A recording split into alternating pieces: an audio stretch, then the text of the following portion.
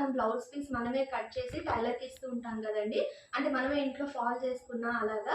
అలాంటప్పుడు ఒక్కొక్కసారి చాలా ఎగుడు దిగుడు వస్తుంది కట్ చేసుకోవడము. నేను అలా ఎగుడు దిగుడు రాకుండా ఈజీగా కట్ చేసుకుని ఒక సింపుల్ ట్రిక్ అయితే చెప్తాను చూడండి. ఇదిగోండి, ఈ శారీ చూడండి ఇలా ఉంది. బ్లౌజ్ చూసారా ఎలా క్రాస్ వచ్చిందో. ఇది మనం కరెక్ట్గా కట్ చేసుకోవాలంటే ఫస్ట్ ఈ బ్లౌజ్ పీస్ని ఇలా ఫోల్డ్ చేసేసుకోవాలి ర్యాపిడ్గా.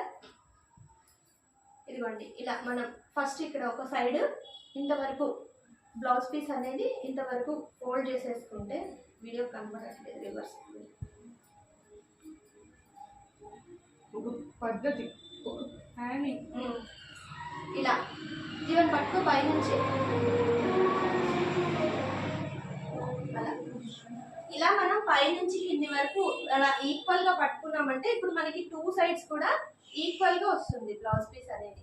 ఈ ఎగుడు దిగుడు ఏమన్నా ఉంటే మనకి ఇక్కడే వచ్చేస్తుంది, అప్పుడు మనకి కరెక్ట్ గా వస్తుంది. ఇలా కట్ చేసి గట్టిగా పట్టుకో. నువ్వు గట్టిగా పట్టుకో, లాగేస్తా.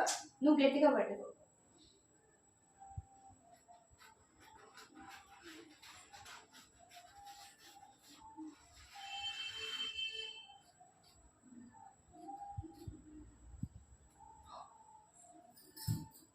ఇప్పుడు మనం ఇంట్లోనే శారీ ఫాల్ వేసుకోవాలన్నా కూడా మనకి స్టిచ్ అనేది స్ట్రైట్గా వచ్చేస్తుంది.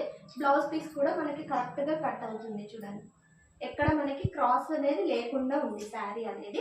టిప్ నచ్చితే తప్పకుండా లైక్ చేసి కామెంట్ చేసి షేర్ చేయండి. Thank you, bye bye.